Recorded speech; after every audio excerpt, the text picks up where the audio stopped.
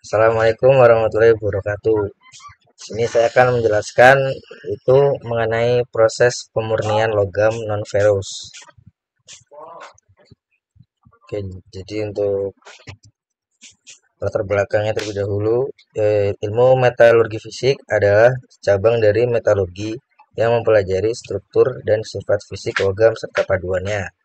Fokus utamanya adalah pada karakteristik material dalam keadaan padat, termasuk sifat mekanik, konduktivitas listrik dan panas, serta perilaku termal seperti susut, muai, dan tahanan listrik. Dalam metalurgi fisik, berbagai teknik analisis digunakan untuk memahami sifat-sifat logam.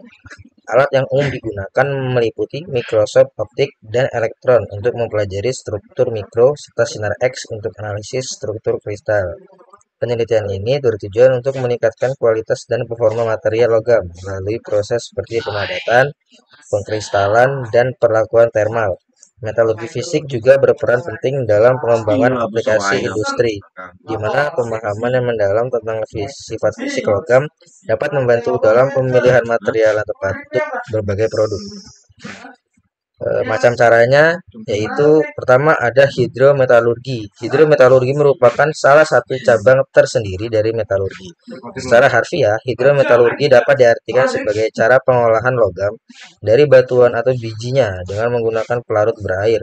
Aqueous solution atau secara detailnya proses hidrometalurgi adalah suatu proses yang menggunakan pemakaian suatu zat kimia yang cair untuk dapat melarutkan suatu partikel tertentu.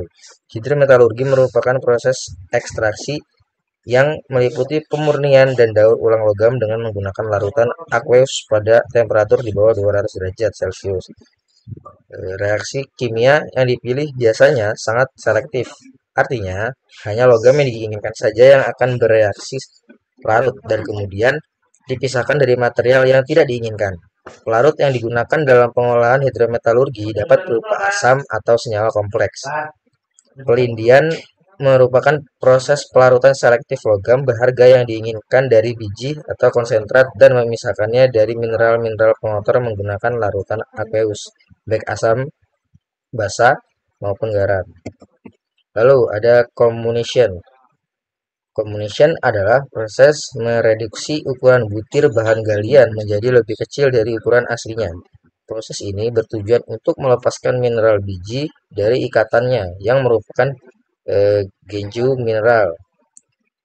Kominusi juga bertujuan untuk memudahkan pemisahan mineral dari batuan induknya dan meningkatkan luas permukaan yang tersedia untuk proses selanjutnya.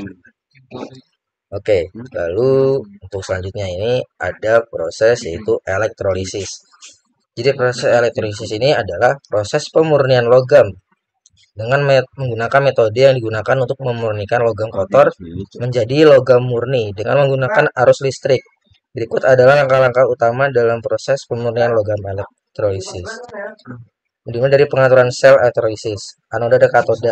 Logam kotor ditempatkan di anoda, elektroda positif. Sedangkan logam murni ditempatkan di katoda, elektroda negatif.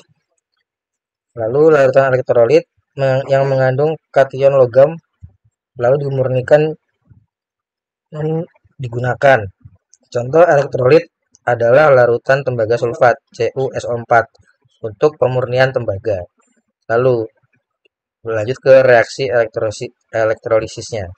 Oksidasi dari anoda. Logam kotor di anoda dioksidasi menjadi ion-ion logam yang larut dalam elektrolit. Contoh reaksi untuk pemurnian tembaga. CuS akan menjadi Cu2 plus Aq plus 2E min CuS. Akan menghasilkan Cu2 plus Aq plus 2E min reduksi di katoda. Ion-ion logam yang larut di katoda direduksi kembali menjadi logam murni. Contoh reaksi untuk pemurnian tembaga. Cu2 plus Aq plus 2E menjadi CuS, Cu2 plus Aq plus 2E akan menjadi CuS. Lalu untuk cara pemisahan logamnya, logam murni di katoda. Logam murni yang dihasilkan di katoda dapat dipisahkan dari larutan elektrolit.